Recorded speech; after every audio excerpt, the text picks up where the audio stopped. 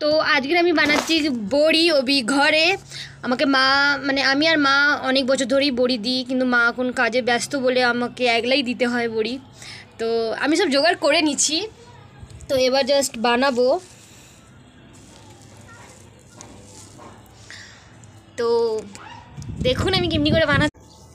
বড়িগুলো দেবো, আর এত সুন্দর রোদ বেরিয়েছে।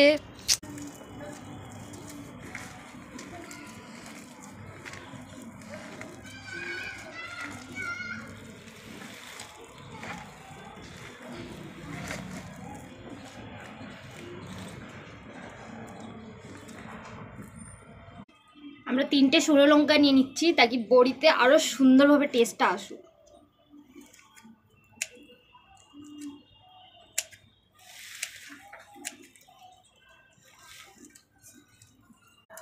তো আমাকে তো মা বলেছে একদম ছোট ছোট বানাবি, বেশি বড় বানাবি না, তার জন্য আমরা নর্মালি শেপে বানাবো, এই টোকা শেপে।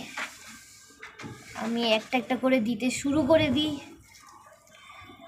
কি হাওয়া চলছে!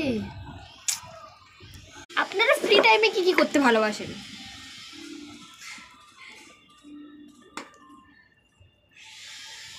আর আমার চ্যানেলটাকে সাবস্ক্রাইব করবেন, লাইক করবেন।